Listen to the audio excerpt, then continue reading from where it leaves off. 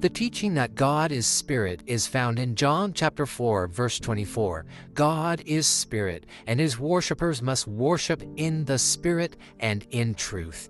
Jesus said this to a woman who thought that physical locale has a bearing on proper worship of God.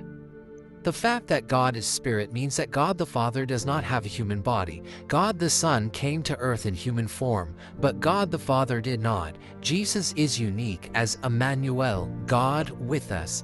Numbers chapter 23 verse 19 emphasizes God's truthfulness by contrasting him with mortal men. God is not human that he should lie, not a human being that he should change his mind.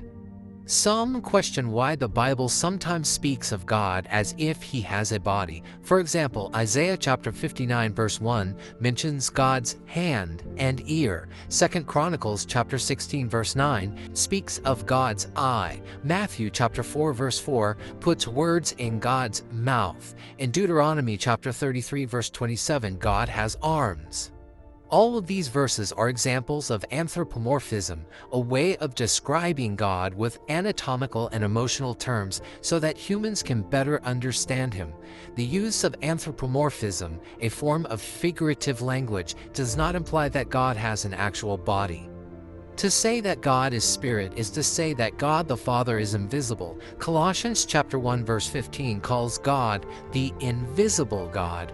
1 Timothy chapter 1 verse 17 praises God, saying, "To the King of the ages, immortal, invisible, the only God, be honor and glory forever and ever." Even though God is spirit, he is also a living, personal being. As such, we can know him personally. Joshua chapter 3 verse 10 speaks of God in this way, saying, "You will know that the living God is among you." Psalm 84 verse 2 declares, "My heart and flesh sing for the joy to the living God." Philosophically, God must be a spirit in order to be infinite. Also, if God was limited to a physical body, he could not be omnipresent in all places at once. God the Father is not limited to the dimensional restrictions of created things, but can exist in all places at one time.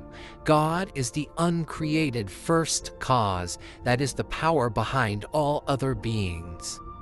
Interestingly, in John chapter 4 verse 24, Jesus makes the connection between God being spirit and worshiping him in spirit and in truth. The idea is that since God is spirit, people must worship him accurately, in truth, and in spirit, with their soul or heart, as opposed to relying on traditions, rituals, and physical locales.